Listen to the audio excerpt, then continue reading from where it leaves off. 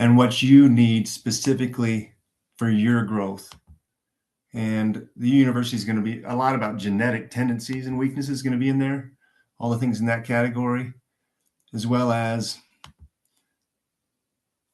potentially your tendencies that could be genetic or not genetic, but could be coming from your lifestyle or your upbringing, your learning style, maybe your relationship style. There's lots of things that could be added to university. But we were building this presentation I'm about to do in relation to foods for university as a foundational program that everybody can get for free when they first start with us. But the point was that fasting, if you want to fast successfully, you might want to have some shifts in the right direction by cleaning up your lifestyle and diet a little bit, so that when you do fast, it's a little easier to do. And so that's a lot of what we're talking about, some of those ways to ease into fasting. And this is my favorite way. I'm calling it fasting and super cleansing, because we're doing fasting mimicking. But as I prepare to fast, and here's my general lifestyle, is to avoid some toxic foods. And the good part is we're going to share some of the healthy foods that we use. So why we're doing this? Because the processed food world we live in is a big trap. It's poisoning us left and right. I have patients came, from all over the place, but some of them, they're living on Pop-Tarts still. And if you're having Pop-Tarts for breakfast and you expect to be healthy, there's a disconnect that's happening. And that's associated with ultra processed foods because they're engineered to be addictive. The ratios of sugar, salt, different things can be a problem. Sometimes fat and sugar can be okay. I learned about that on a lecture this weekend. But the point is also all the additives and the excess calories you're going to have you get that are empty calories, meaning they don't have any nutrients in them. So that's really some of the overstimulation that happens. That blows out our dopamine levels. So actually one of the things I want to talk about also about, overstimulating our pleasure centers is one of the things you can do while you're fasting and you're in silence and meditation and prayer is recognizing that, yes, you're withdrawing from some of those overstimulation that you get in the environment where your dopamine needs to be reset. And so you're kind of going through a time to really lower that level and replenish and resensitize all your receptors, not just your insulin receptors, but maybe even your dopamine receptors and your dopamine levels. And so you can recognize that, hey, I might be low here. As I approach a fast and cleanse thing, I think about, it's kind of like a workout. I'm going to approach it. I'm going to decide how heavy and hard to go. It might go rep to rep, day to day, but, I'm going to push a little. It's going to be a workout. It's going to be a challenge, and it's okay. That's the challenge I want to create for myself because I know the benefits, and that's what we're motivating ourselves here to do. But as you just prepare, like a workout, though, you take pre-workout and you do some things to prepare yourself for that level of intensity, right? So sometimes that's why we're talking about these slides first. Here's your pre-workout. Here's the pre-workout. Here's the stuff to help with that. Right. So, yeah, once again, the processed food trap, additives aren't tested in isolation, meaning there's combinations of things they don't even know how much it's poisoning us. And we're getting chronically exposed, and that causes inflammation, pain, obesity, overweight, and fatigue of all kinds. So some of the worst things, refined sugar and high fructose corn syrup, that's HFCS, and it's hidden in healthy foods. You might think there's sauces, there's breads, there's flavored yogurts, and not just soda pop, but soda pop's one of the main things. Salad dressings. Gatorade, salad dressings. I got the chart here where you can get other ones, but this feeds this liver fat. You get this fatty liver process going on, and it clogs up your insulin receptors. And one thing you may not know about high fructose corn syrup is it can be processed with mercury. So that might be one of your highest sources of mercury in your diet. And not only that, but like I said, distorts your gut microbiome. So that can be your energy going out. We want to have energy that's stable and strong. You need a healed gut. That's really key. So here's the slide that goes over all those different versions. Wait a minute. That's the challenge about switching back. So there's all these other brands of junk that you could get, but there are healthy alternatives. You go to the health food store, you can find something that has either a natural sweetener or no sweetener. Has actually real sugar instead of high fructose corn syrup, for instance. Even that's a step up, and you can level up as you go. But preferably, you can find like the applesauce that doesn't have added sugar, or the ketchup that isn't loaded with high fructose corn syrup. So these are simple things people don't always realize and recognize. A big one, actually, one of my favorites. I just bought some maple syrup today, the real stuff, not the high fructose corn syrup stuff. But hopefully, most of my patients, I know this is old hat. So that's cool. You guys are beyond this level for the most part. But for there's one or two people that don't know that, that's really powerful. Getting those toxic foods out of your life. Additives like aspartame, this is an artificial sweetener linked to mood and neurological issues. Titanium dioxide was banned in the European Union for genotoxic risks. So that's no good. Sodium benzoate, vitamin C, forms of benzene, that's also a potential carcinogen. These preservatives go together. And of course, one of my favorites, MSG, monosodium glutamate. That is also an obesogen, meaning it's designed to make you fat and eat more. So try and get that out of your life. It also can contribute to anxieties and seizures probably because it'll raise your glutamate levels. So we know about industrial oils that are out there that are GMO as well. And these are the canola, soybean, corn, sunflower. Potentially, when they're heavily refined and they're treated so they don't smell bad, they're going to cause chronic inflammation. They're toxic. So you need to figure out how to get these out of your life and out of your diet as much as possible.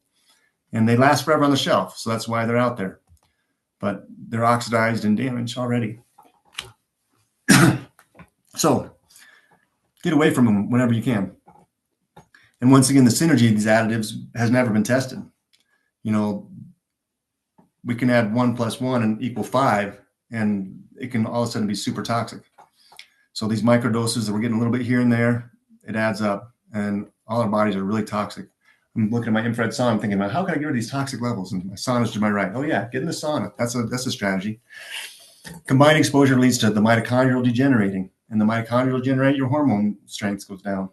So you want to keep that. Mitochondria might be, it was argued this weekend, I was listening to a podcast about how that might be like the most fundamental unit of consciousness that kind of makes up our quorum sensing ability and affects our field. And they said maybe even lower than that, RNA, maybe a level of consciousness or level of information that's coming to us. And we think our conscious mind's in control, but really maybe our mitochondria, and maybe even deeper. That's kind of something to ponder. But there's other additives that we may not be aware of, but carrageenan, that can cause gut inflammation. That's kind of in even like coconut milk sometimes. So watch that. Here's potassium bromate. This is banned in a lot of countries, and that's why the bread's up there, because bromine is used, and that's again halogens like fluoride, chlorine, bromine. Those are all the toxic halogens. We have a homeopathic to detoxify these, and a lot of people could use it. But the bromine is coming from things like bread. You think it's innocent, but it could be buns, hot dog buns, things like that. It's got bromine in it. It's ruining your thyroid because it's competing with iodine. So everybody's deficient in iodine also already, and then you add bromine on top of it. No wonder we're sluggish and our metabolisms are slow, and 90% of us have low thyroids. So once again, preservatives, the BHA, BHT, those are endocrine disruptors. They're in their cereal packaging, things like that. So once again, those ultra processed packaged prepared foods, got to watch out for them. And there's the meat slide right there. Colon and prostate cancer associated with processed meats, and it's the preservatives that are in them that can be a challenge. Depending on the nitrite source, that could be an issue. Here we go. I just mentioned the hamburger buns, the rolls, different things like that, banned stuff, right? So you can find unbrominated flour. And then once again, the kidneys getting damaged. Oh, I have a patient, I need to let her know about that. Hey, you might be getting this a little bit from your bromate. And there's the preservatives I mentioned, where you're getting those cereal, chewing gum, snack foods, preserved meats. And reasonably anticipated to be a carcinogen. Oh joy. Once again, the kidney disruption and damage there. So you just look at your labels. It's going to be there. Learn to be a label reader. Hopefully, as you're pursuing your health, you're realizing how important that can be. All right, so trans fats. This is old hat too for almost all of you, I hope. But that's the margarine. That's the Crisco. My mom used to make cookies from Crisco. That's not very good stuff. Baked goods, shortenings. And then that's going to ruin your cholesterol levels as well. But it's more like the oxidized cholesterol, and lowering your good cholesterol. That is actually a big issue. So traditional peanut butter, right? Isn't that known for also trans fats? Yes. Yeah. Hydrogenated oils. Anytime you see hydrogenated, it's damage. There's the titanium dioxide. It's actually also in vitamin supplements sometimes. A lot of times I see vitamin supplements that have titanium dioxide, or the other one that's really nasty is the one that's related to your antifreeze. I can't think of a name. Propylene glycol. That's the one. So yeah, it's not, you don't really, and of course food colorings, they put those in vitamins all the time too. You need a nice red colored vitamin. Let me give you some red 40 and some blue number 4. Geez, like you're deficient in that. It's kind of sad when I see vitamins like that, but it happens. So watch out. And there's some more issues there. The azetylcarbamide, things like that, the bread, and once again, artificial colors linked to behavioral issues in children. So that's the red, the coloring. The yellow number 5 especially is one of those derived from oil, joy. So how do we get healthy? We get some healthy foods, local organic, seasonal when possible. You do some slow cooking, you do some fermenting, you do some steaming. Different foods are better if they're cooked, especially when they're high oxalates, right? Your greens sometimes can do better when they're cooked. You know, and then traditional fats. We want traditional fats, and we're talking more about the fats in a minute. And I'm gonna have to, you take care of that for me. So avoiding plastics. There's the cookware, limiting chemical leaching, etc., like that. The new cookware is coated with ceramics, and that might be a lot safer. But you know, one little scratch can release thousands of particles of nanoplastics into your body on Teflon. So we're going to talk about that a little later too. Here's the fats that we want you eating more of. I just bought 5 gallons of olive oil today and brought it so you can get that for an inexpensive kind. Test well. And it's just good old Kirkland brand. So that's a good one. I like it. So that can be a good one. Olive oil, especially when you don't overheat it. Avocado, we can cook in that one. It's good stuff. Coconut oil, I try and have almost every person could use coconut oil, a tablespoon or 2 a day. Avocado oil, you can use up to 4 tablespoons a day, depending on what your need is. So I was surprised to learn that. And I also bought a bunch of grass-fed butter. And why would I do that? Vitamin A, vitamin D, vitamin K in a natural source. It's a winner for most people. You know, certain people be sensitive, but for the most part, grass-fed butter, those are ones I eat every single day. And when you're reading that fat fasting in the Keto Quick Start guide I sent to everybody, which is really not about eating keto, but it's more about the intermittent fasting. And that works. This is where a different computer would be good, or you can join on there and type. So more good fats, omega-3s. Sardines, salmon, flax, we want those. Fish oils, flax oil, walnut oil, I say, cod liver oil, coconut oil. We've said all those. Wild caught fish. And that's actually one of the things I want to do actually with this next fasting is I want to do some sardines because I learned something called sardine fasting. I'm like, that sounds like fun. So I might eat a can of sardines every day as my only meal for my fasting mimicking. My supplements and a can of sardines. I don't think that's fun. This should be really good. Vitamin E, healthy fats. There we go. Nuts and seeds. I eat some of those. Steph, I like your idea to use olive oil with garlic cloves in it. Yum. Yeah, that's a great idea. Flavor that olive oil to use in different things. Yeah. So as we try and vote with our dollar, we get a chance to make our food supply a little bit better. You know what we're actually going to spend money on.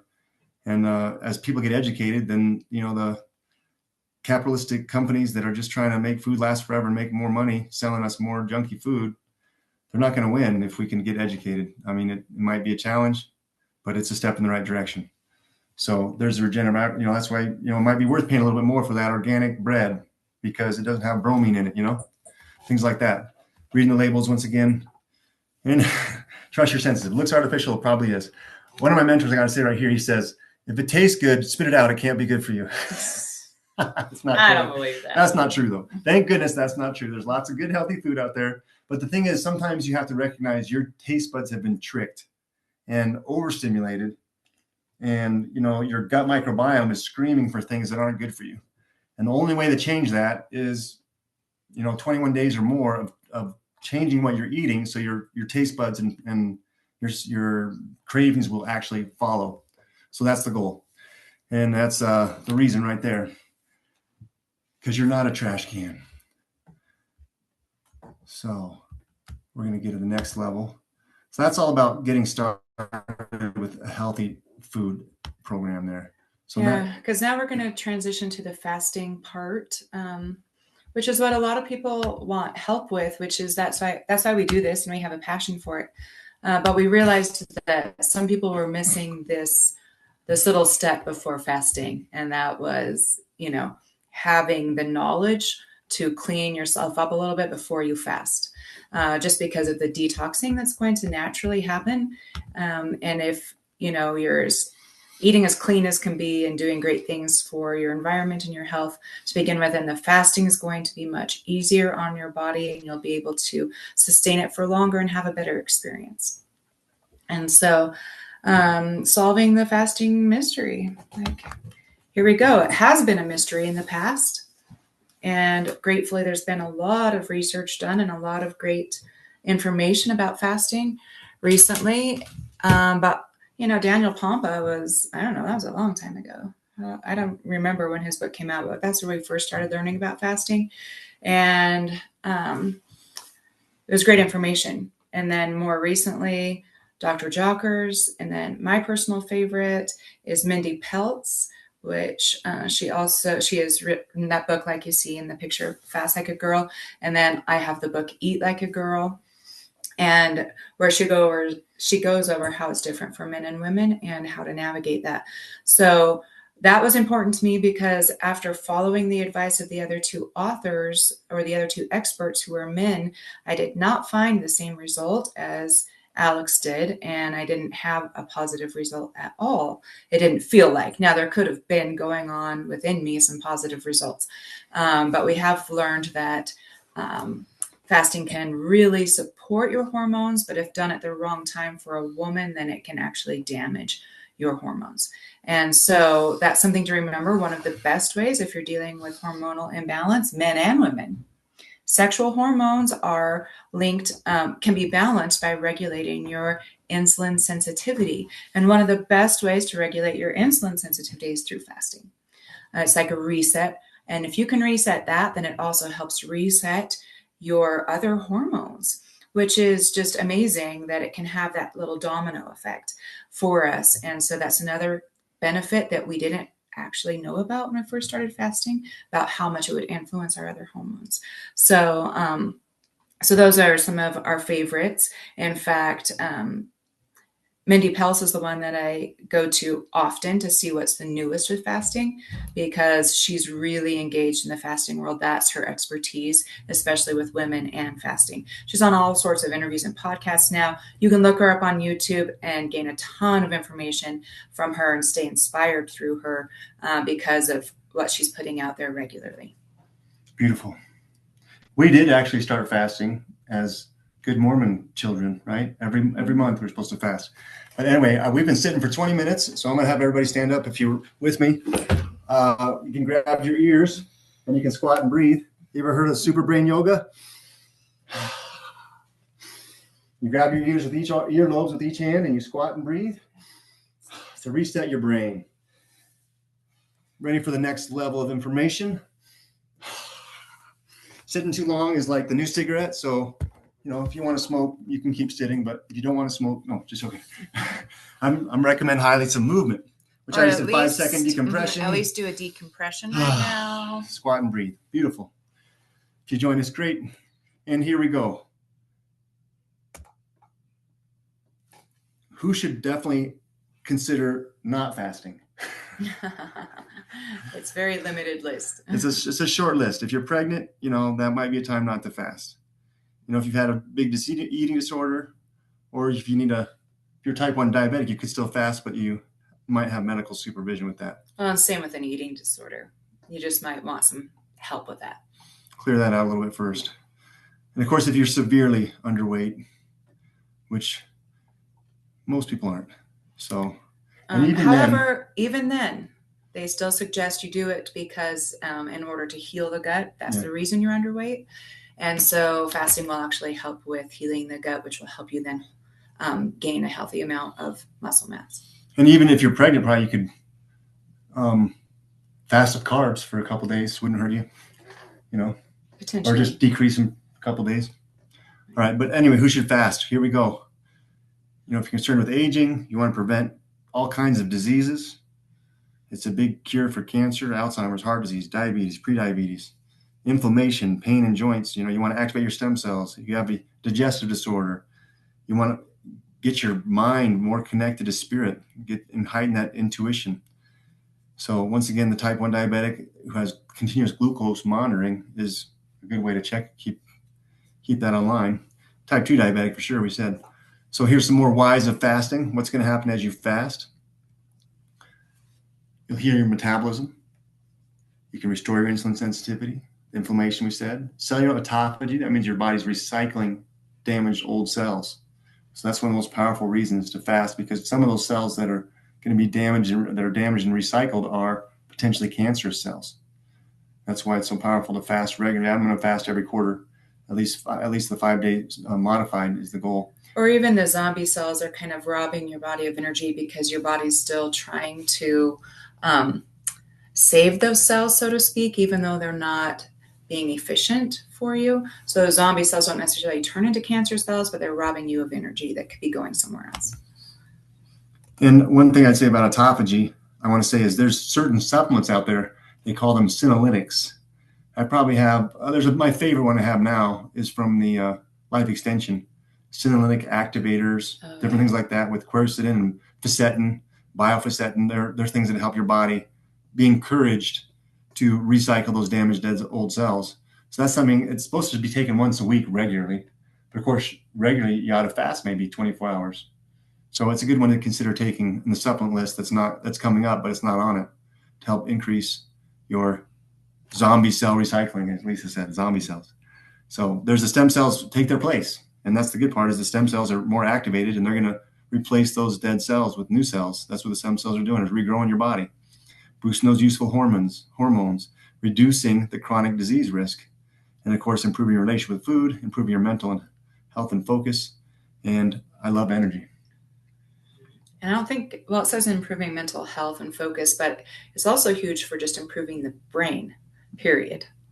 Right? The health of the brain is a huge benefit that they have found now.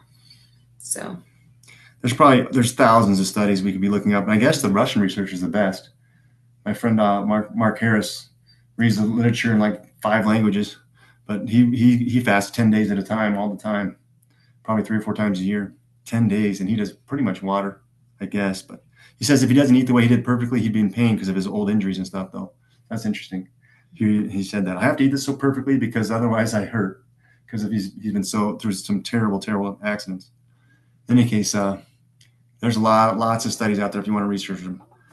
And here's what we're trying to fight. One thing is the insulin resistance, which just is a vicious cycle.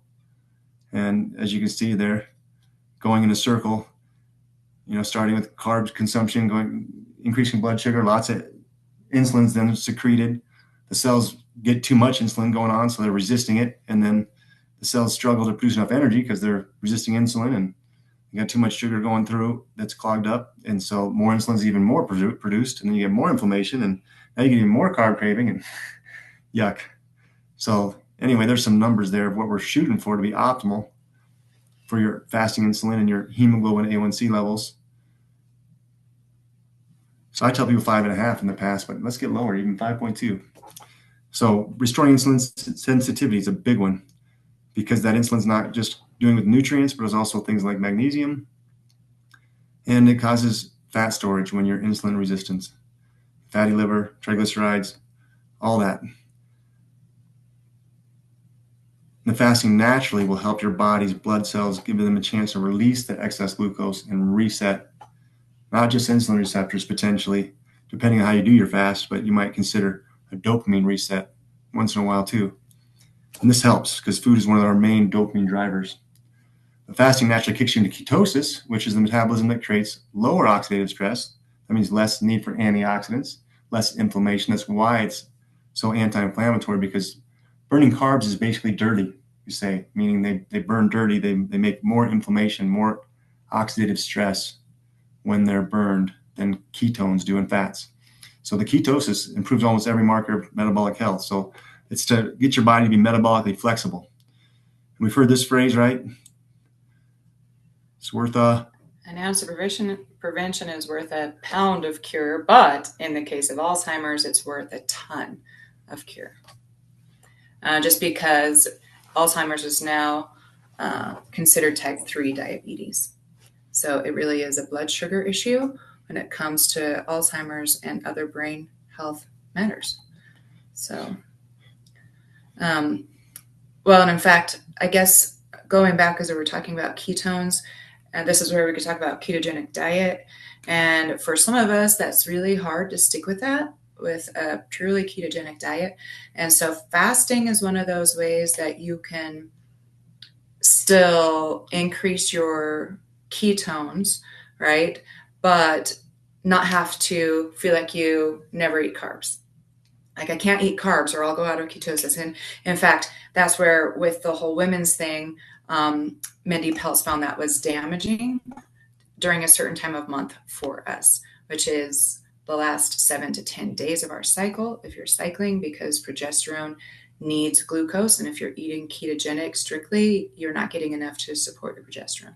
So we'll show you a little chart later to show that. But men are a little, is it easier for them to do the ketogenic as far as their hormones? But for us women, fasting is a great hack because we really shouldn't be eating ketogenic all of the time. So it's a great reason to fast, of course, is the hormone release that's going to happen. That human growth hormone in your pituitary gland is spent a lot of money on by, expensive Hollywood stars and whatnot, but your body can do it for free. And this is how you do it for free. And even less than free because you save money when you fast. But it helps the body get that ketosis going. It helps boost it out of starvation mode, healing skin, healing internal organs, protecting your brain, maintaining your bone marrow. That's where the stem cells are coming out of. So, of course, there's side effects if you're just replacing it without fasting. And that's some of them right there. The fluid retention, the bubble gut. Actually, that's using insulin too, but the bubble gut is what comes, that they call bodybuilders who are using a bunch of HGH or insulin. They'll get they call them a bubble gut from too much bodybuilding use of abuse of HGH. Well, notice that elevated blood sugar, like that's the opposite of what we want, right? So when you're fasting, you're lowering your blood sugar and increasing your HGH, where if you just take HGH, then you could increase your blood sugar. So you can see how it's not nearly as effective as fasting. Hormones are powerful, there's no doubt. Got to be careful with them. So there's the stem cell. What's it doing? It's building every other cell in your body. So whatever's damaged, whatever needs recycled, get your stem cells more active. Support them. Love your body. Because your stem cells are undifferentiated, right? That's right. And so that means that, you don't have your body producing liver cells to go replace your liver cells. No, they go where they're needed. And so that's what's really cool about our body's healing mechanism is its ability to use stem cells where needed. It's different for everyone. One of my stem cell hacks is doing the light therapy. I use the DNA Vibe on my long bones because I'm trying to get that bone marrow where a lot of our stem cells are to increase. It's called a CD4 stem cell that comes out of the bone marrow that's increased when you do the light therapy on it. Now, of course, the red, infrared, and microvibration and pulse magnetic field therapy, the synergy of those four that come from that DNA Vibe, that's a powerful thing to be doing, using it regularly. So you can spend a lot to do stem cells, or you can activate them for free by fasting. And I like the idea of some of both. And we'll talk about that. So that's a lot of times at the end of the fast to consider that. So some myths associated with fasting is that, you're going to be deficient in nutrients. Well, that's not really true. It's all about the diet in the first place. That's where nutritional deficiency really comes in. And of course, if you're fasting mimicking and I do some super nutrients and some superfoods, a little small amounts when I'm fasting mimicking to make sure to try and curb my hunger. Like, hey, what's my body really hungry for? Or what you might go a different direction. What's my spirit hungry for? That's not being fulfilled. So there's lots. That's a whole lecture in itself. We should do that one sometime. It'd be fun. The hunger one. Lisa has a whole process from that guy. What's his name? Gabriel method. So you can understand why you might be hungrier than you should be.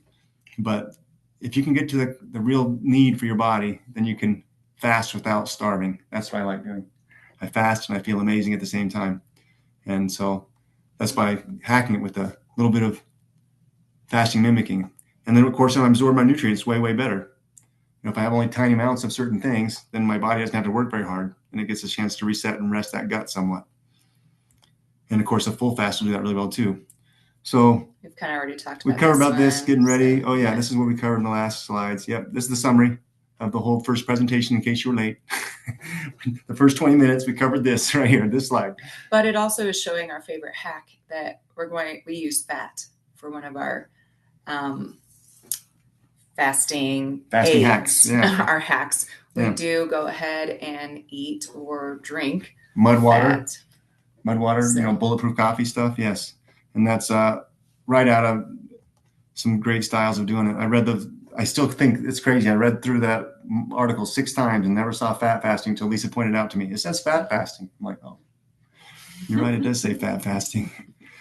So sometimes you just got to slow down and do it again right. You'll see the word that you missed. FAT, fat fasting. So there's the wild game that you ought to be living anyways, a nutrient-dense diet. That's how you should be eating right there. That's the summary of the first 20 minutes. So a myth that's really out there too is going to cause you to lose your muscle wasting. And that's not true at all. So it actually would help your body's hormone conditions to build muscle. So that's pretty nice. So now we're going to know how to fast. And the first thing I'm going to teach you is modified fast. That's the easy way. That's our favorite way. That's my favorite way. And I actually saw something about like that water fasting for some people, especially, I'm sure, would increase leaky gut. We're trying to heal our leaky gut. So water only fasting for some people may not be ideal. So this is what might be better. Some of these ways of fasting. And there's the bottom one that we talked about, the fat fasting. But yeah, all these are good.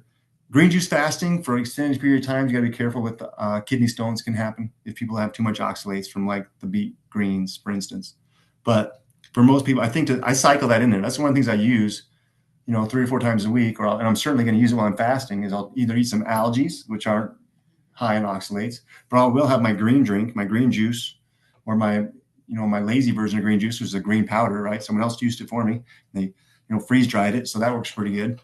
And so those are really good choices as well, I think, to modify your fast, to get the nutrients in super nutrient ways. Like, hey, I'm really hungry. What should I have? Oh, maybe some green drink, maybe some salt water, maybe a electrolyte drink, maybe a little lemon.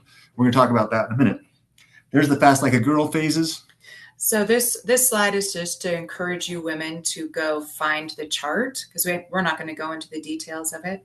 Okay, but you can just Google fast like a girl phases chart, and you can print these out yourselves.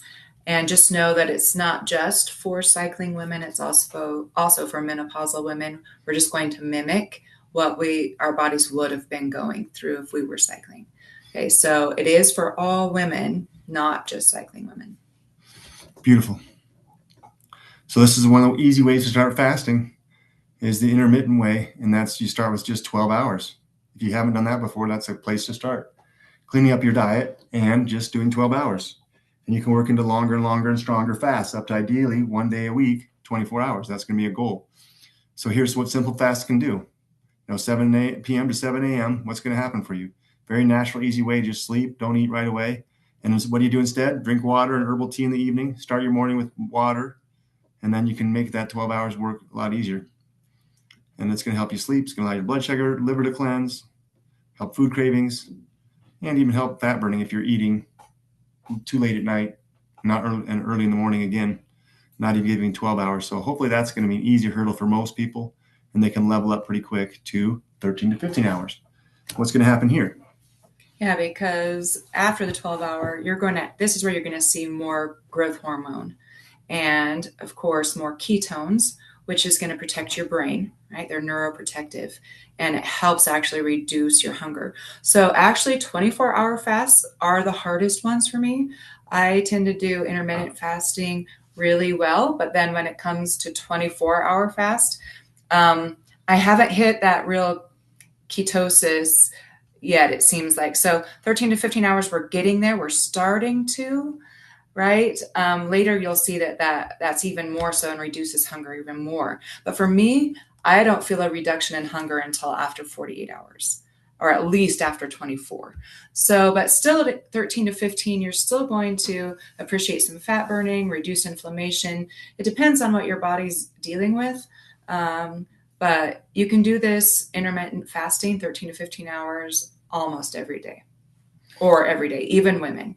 This is like the lowest level of fasting. Although I would say once in a while, maybe at least once a week, if I'm not once every couple Yeah. weeks, but maybe a couple times a week. You want to feast all day. You want to have a feasting day once in a while too. So then it goes a little longer, 17 to 24 hours. This is where autophagy is starting to go really good. It can really help the autoimmune be reversed. Your GABA production, that's a calming hormone, neurotransmitter rather. And intestinal stem cells are really starting to come online, clearing candida and parasites by themselves. Of course, if you add a little iodine and the right supplements, we'll talk about that later. That can help that even better. And then we mentioned autoimmune. So once again, more ketones, more GABA, released anxiety, calming brain, focus, the repair and detox, the cancer prevention, all that's starting to happen when you go 17 to 24 hours.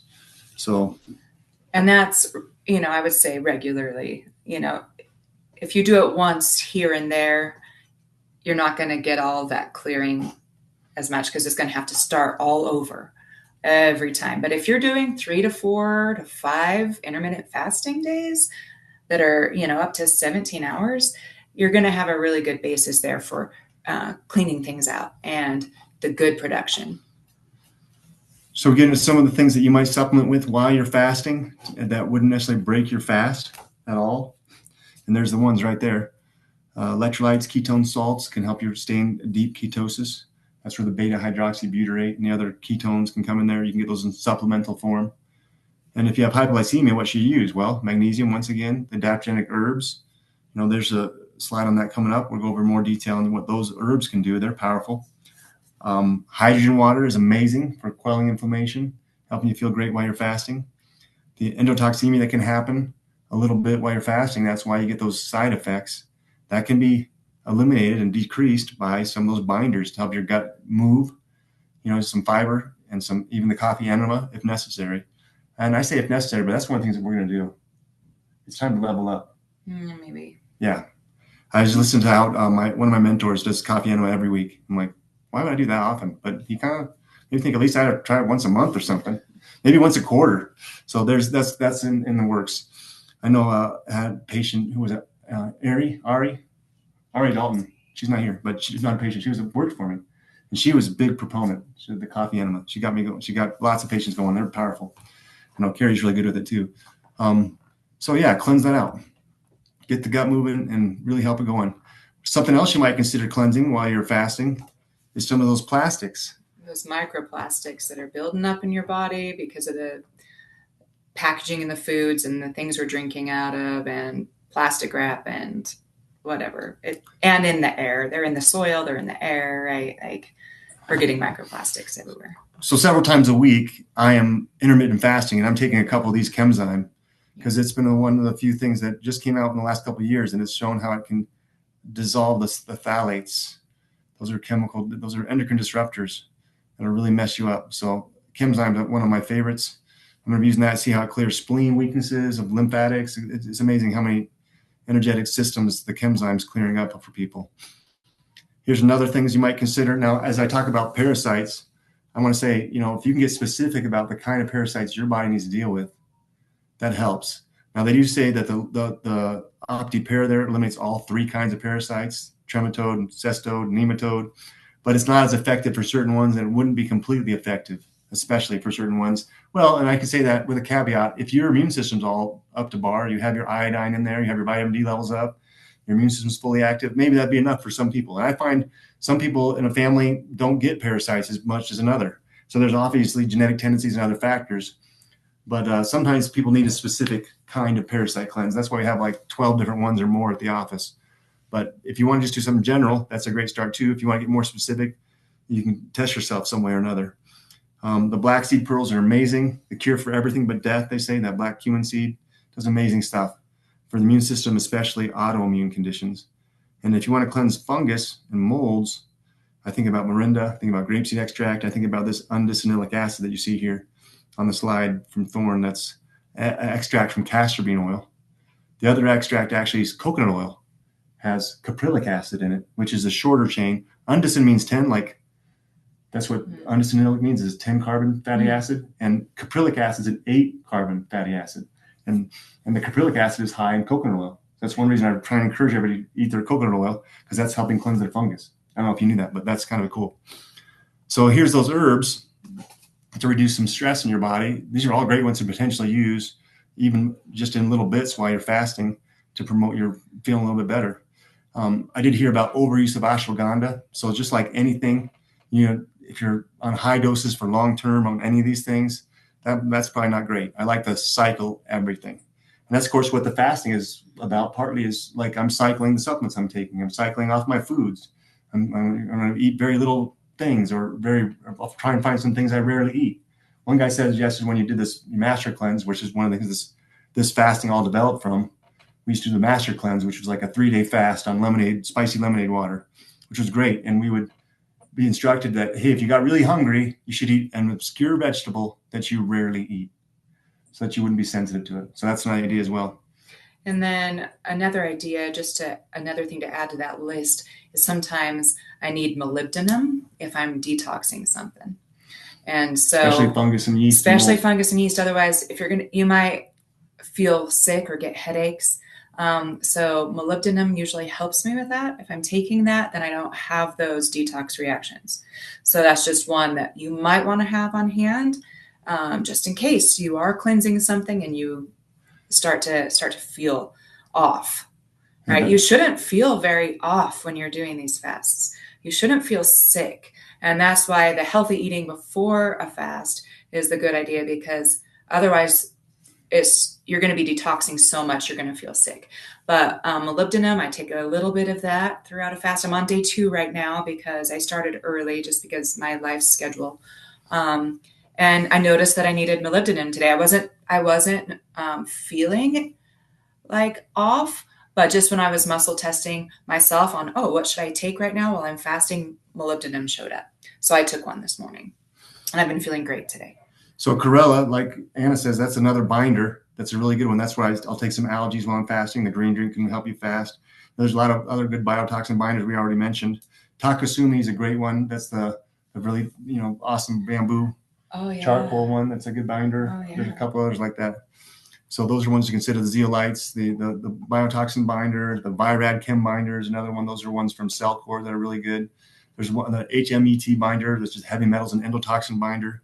That one showed up really strongly for me when I first was doing the Cellcore cleanses. Well, and you can do just good old cheap activated charcoal, but then it's also leaching out your minerals. So you want to make sure you're adding minerals to your water if you're using charcoal.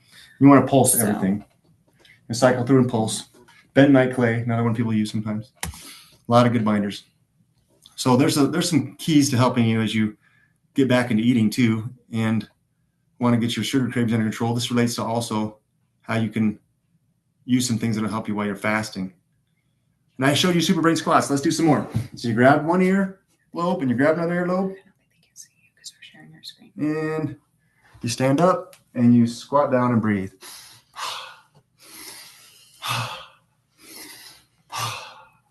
Huge breaths while you're squatting and grabbing your ears. That's called a super brain squat. Super brain yoga. Really good yoga. There you go.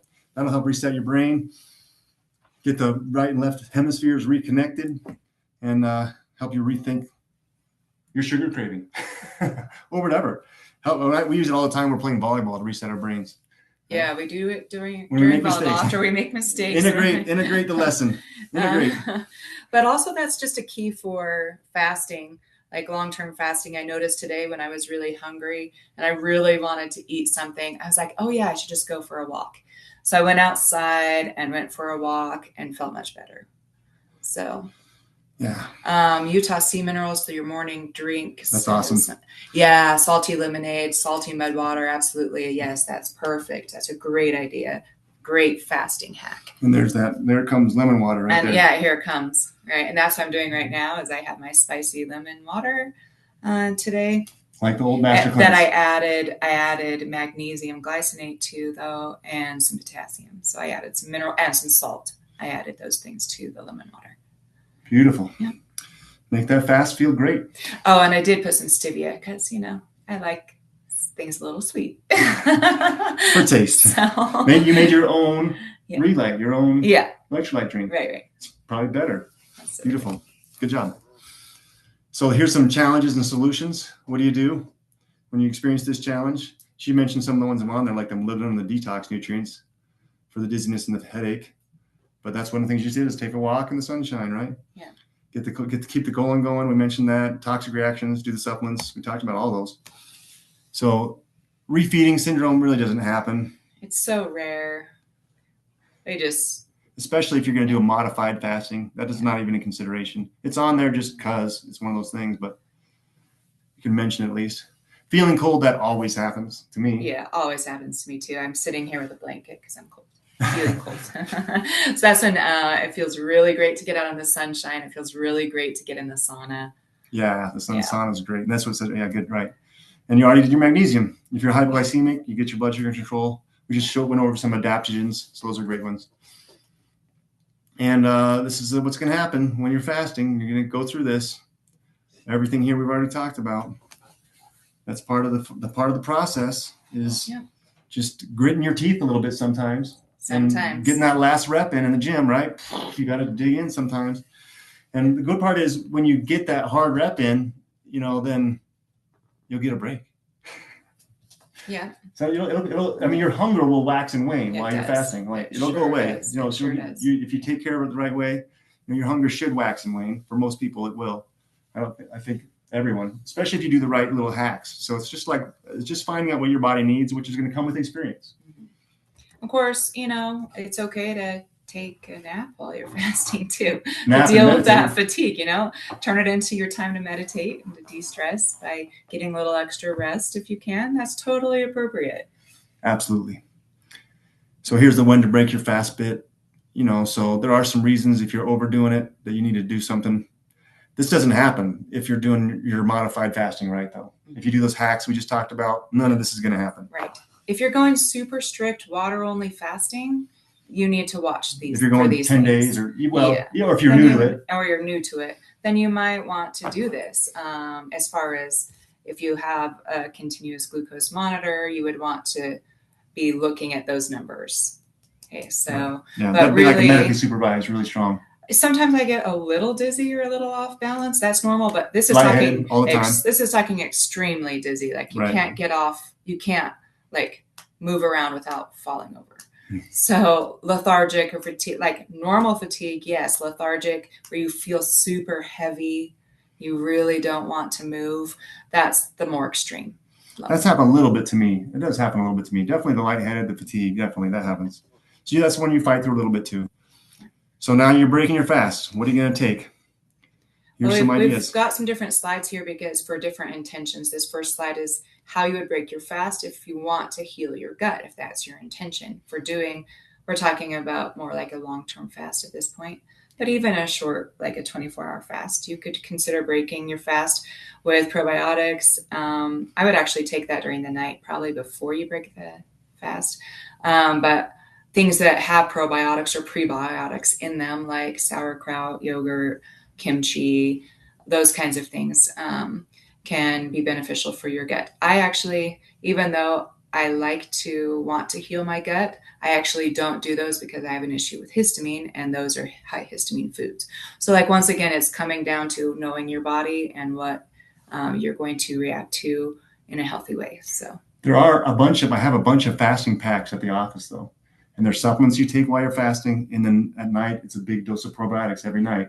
And of course, what's supposed to go with that fasting pack is the glutathione, which we recommend 3 to 4 times a day, since the half-life of glutathione only 90 minutes. So multiple doses of glutathione in small amounts throughout the day can really will help the detox pathway. And then the fasting pack helps a ton. It's all the nutrients you need to help replenish while you're fasting. And then the probiotics to heal your gut while you're doing it.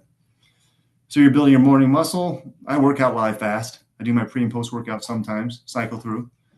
And so that helps. And then you want to use protein, especially to break your fast. You're trying to build muscle. And of course, we all want to build more muscle because that's the most important organ and the largest organ in the body, and the one that regulates your metabolism. And also muscle mass correlates with longevity. Mm-hmm. So you want to maintain good muscle. I mean, not excessive, but yeah. So. But if you want to extend your fast, if you were doing a 24 and you decide you want to go longer, you want to do a 3-day fast, then you can, it's kind of breaking your fast because it is high calorie, but that's fat. Okay. So once again, we, only do these healthy fats But you can use some of those to help extend your fast to be able to go a little longer. Is really how we do it. That's how we use it. And the MCT oil is one of the oils that's in coconut, by the way. Yeah. That's saying the same thing. And keep your energy up using your liquids, super juices. We've done this. This is what our modified fast looked like right here, isn't it? The bone broth, the super juice. Mud water, lemon water, all those things. Yeah. Keep our energy up. So there's some support pages. We have our Facebook fasting group. We're going to try to pay attention the next few days. It's there. So you can use that link there if you want. And I don't know. Oh gosh, I guess I didn't have the donation button on that page. It's in there somewhere. If you want to support us in our continued ministry to teach people to fast and be healthy and well, we're grateful for your donation. And we're also just grateful you're here and willing to learn. Oh, I do have 2 gifts for people who donate, though. I have AirPods. I didn't bring them. Is this our last? No, I think I'm ready. Okay. Oh, you'll have success if you do that. This can be our last slide. But I say stop share. You have gifts. I have two gifts if people want to donate for them. One is, I should show it. It's the Infinite Love and Gratitude wireless charger. It's pretty cool. It's pretty cool. It's pretty cool. So that's a donation. How much? I can't remember. Anyway, like $20. If you give a $20 donation, I have a cool little Infinite Love and Gratitude light up. It says Infinite Love and Gratitude on it, and it lights up for charging your cell phone. And the other thing I have is AirPods, and just the AirPod case has Infinite Love and Gratitude on it. Oh. So that's pretty fun too. That's bigger. That's like $50 donation. Okay, so we have a couple of questions. Will you share the slides with us? We can put this. We'll post this in the fasting group. Yeah, and we can put it in PDF form, or we can do the recording. So I'll figure out how to do both. Get you the recording so you can rewatch or listen, or send it to someone you know. And we'll do the PDF so you can print if there's any slides you wanted to print. Liz asked about a fat bomb recipe. Oh my gosh, there's so many. I don't even know where to start on that one. As I've tried several.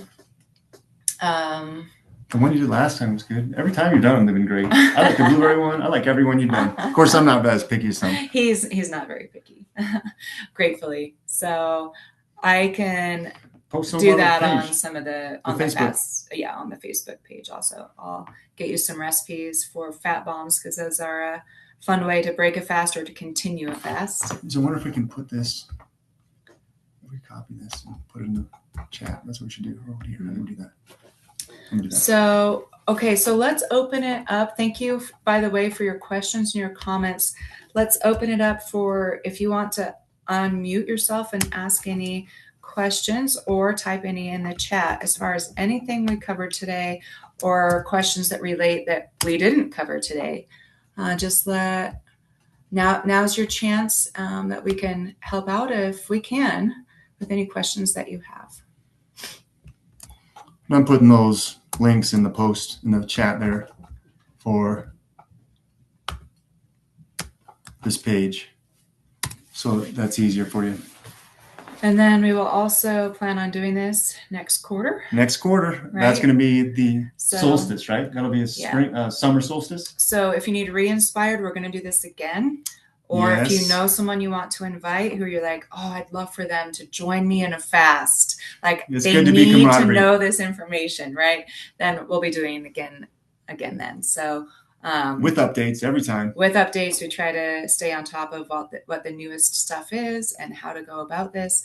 So it's fun for us. We love to do it. And so we motivated ourselves. Yeah, it keeps us motivated to keep doing it.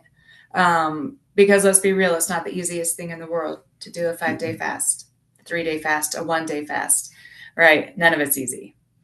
So the more support you can tell yourself it's easy. And the more information you have. This is going to be easy and fun. And I love this. I love fasting. I do, actually. I really do. I'm going to say that. Even if it's not 100% true. Just like I love my broccoli or my greens. I do love it after I'm past the 24-hour mark. So just so you know, that's just me personally. That's the way my body works.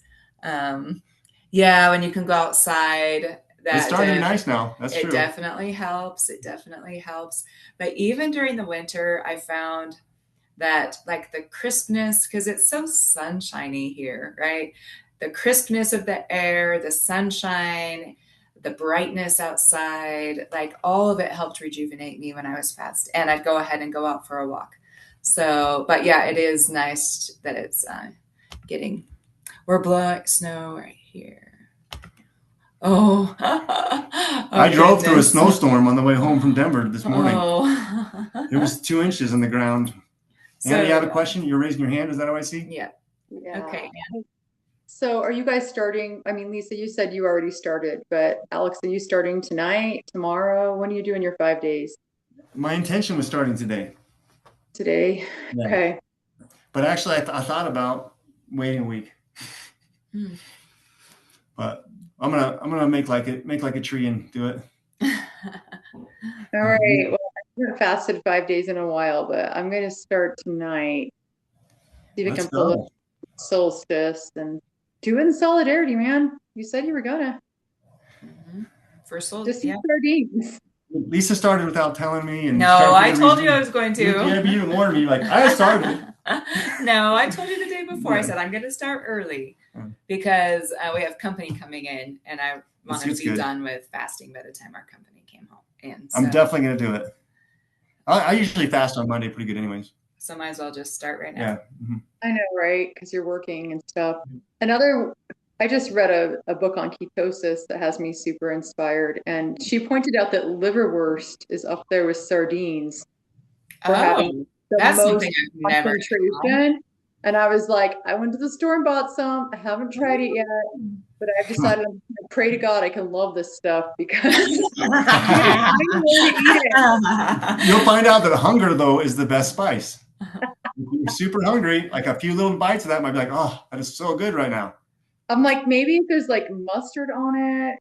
I was asking something with flavor, right? I know. I've actually never had it. So. You have? They said usually you eat it on a sandwich. I'm like, well, I don't do bread. And they're like, well, how about you like spread it on some cheese and then wrap it in a lettuce leaf? And I'm like, with mustard and maybe with a pickle too. Maybe that'd be okay. To hide all the flavor of the liverwurst. Right. Call it liver best and you'll just enjoy it. Oh, that's a great idea. It's the best liver I ever had. Thanks for sharing that, though. Liver is powerful. Liverwurst. All organ meats are great. And if you want to just take your organ meats in the form of supplements, so they're already freeze dried, you don't have to taste them, then we do have those. That's available. Those are some I try and stock in the offices. Organic, grass-fed beef organs. And so that's for people sometimes. It's kind of like a multivitamin to cycle onto. Where I got my beef, because my cousin raises cattle, so I went the Amish process it for me. And I asked him about tallow and I asked him about liver. He said, oh, we throw the liver away. I'm like, no, you can't throw the liver away. So he processed more the day before I went to pick mine up. And he comes out with these hooks in his hands with beef liver and heart and tongue on them. And he goes, how much do you want? And he packaged up all I wanted. So I've got beef liver. Great. Oh, we had my friend freeze dry some elk liver, so that's ready to be pulverized and then capsuled. That's the way to take it. I slice it really thin and dehydrate it, and the dogs think it's the best treats in the world. They want me to they want it all. My chickens actually like it fresh. Like if I can't quite get through a piece of liver, I'll chop it up and put it out for the chickens because they love it. And there's the puppy. Yeah. How about that? The one that gets the liver. Thinks if I sit at the computer and talk or listen long enough that he should be here with me. So. Oh, my cat crawls in my lap all the time. Yeah, that's. Every time I sit down on the computer, she's like, "Oh, my time to be pet." My cat walks across and then turns to face me, so her little bum is facing you. It's so sweet when she does that. We love you, Gina. Love you all. Well, thank you once again. If there's no other questions, it's been an hour, so we will let you go and we'll get the things posted on the Facebook group for you. And you can keep us posted there also as far as how you're doing and how you're feeling during your fast. Any challenges that come up? Any challenges, but also any wins that you have you can share with people, right? That can be really helpful on that group is for people to hear your wins and what helped you. So and how you felt during it or after it, all of those things that help inspire us to keep doing this. Keep it up. Keep on keeping on. It's a habitual ritual. I like that phrase. Every 3 months, my habitual ritual. Thank Easy. you. Hey, Thank you. thank you. Love y'all. Bye.